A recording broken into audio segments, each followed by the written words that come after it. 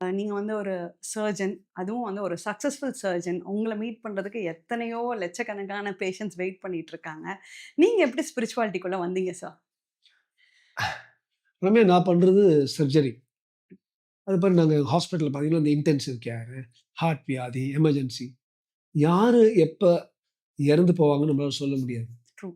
அந்த பட்சத்தில ம். யாரு எப்ப இறந்து போவாங்க? யாருக்கு எந்த புத்துல எந்த பாம்பு இருக்குன்னு யாருக்கும் தெரியாது. ஸோ எனக்கு வந்து ஒரு பெரிய ஆச்சரியம். எப்படி மருத்துவர்களும், அதுவும் குறிப்பா அறுவை சிகிச்சையும், தீவிர சிகிச்சை குடுக்குறவங்களும், ஏன் அவங்க வந்து எல்லாத்தையும் விட்டுட்டு, அவங்க ஏன் ஆன்மீகத்துக்கு போகலங்கிறது தான் எனக்கு ஆச்சரியம். ஏன் வந்தாங்கங்கிறது ஆச்சரியம் இல்ல. எனக்கு வந்து குறிப்பிட்ட வகையில பார்த்தீங்கன்னா, ஒரு ஒரு 15 வருஷத்துக்கு முன்னால ஒரு ரொம்ப 15 இல்ல, 18 வருஷம் முன்னால ஒரு ஒரு பர்ட்டிகுலர் கேஸ் வரும். என்னோட பையன் மாரி ஒருத்தன பார்த்து ஆப்பரேஷன் பண்ணி வரும்போது, ஒரு காம்ப்ளிகேஷன்லாம் நடந்து சீரியஸ் எல்லாம் போகும்போது, நான் காசிக்கு போயிருந்தேன். அப்ப வந்து அகோரிகள சந்திச்சேன், கால பைரவர் கோயில்ல. அவங்க சொன்னாங்க, ஒரு திருவண்ணாமலை அகோரி அங்க இருந்தாரு. ஃபுல்லா அந்த ஆ, ஆ, வெள்ளலாம். ம்.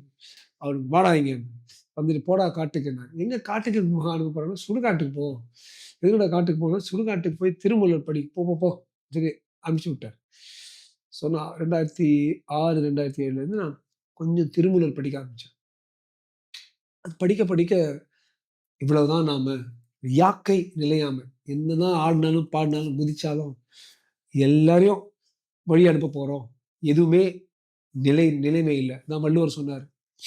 "நெருநல் உளன் நேத்து இருந்தான். இன்று இலன். இன்னைக்கு போய்ட்டான்." என்கிற பெருமை உடையத்து உலகிற்கு. அது பெருமைங்கிறாரு வள்ளுவர். இவ்வளவுதான்டா உலகம். ஸோ ஒவ்வொரு நிமிடமும் நீ ஒழுங்கா நியாயத்தோட வாழ்ந்து போ. தார்மீகமா வாழ்ங்கிற ஒரு ஒரு ஆன்மீக ஒரு ஒரு தத்துவ உணர்வு எனக்கு வந்துச்சு. அதுக்கப்புறம் தேவாரம், திருவாசகம், அம் திருமூலர், திருமந்திரம் படிக்க படிக்க படிக்க எனக்கு சிவன் மேலேயும் ஒரு பெரிய ஈர்ப்பு வந்துச்சு. ஸோ நான் ஒரு ஆப்பரேஷன் என்ன ஆகுதுன்னா, நாம என்ன பண்ணாலும் நமக்கு மேல ஒரு ஒரு மோதிஜி இருக்காரு வச்சுக்கங்க. "நீ படுப்பா நான் பார்த்துக்கிறேங்கிறாரு." அது என்ன எந்த ரிசல்ட் இருந்தாலும் மோதிஜி நமக்கு சப்போர்ட் பண்ணுவாரு தெரிஞ்சதுன்னா, ஜாலியா பண்ணலாம். என்ன வந்தாலும் அவர் பார்த்துப்பாரு. இல்ல சிஎம் பார்த்துப்பாரு எனக்கு. பிஎம் பார்த்துப்பாரு. அப்ப நீங்க நினைக்கிறீங்க ஒரு 10,000 இல்ல.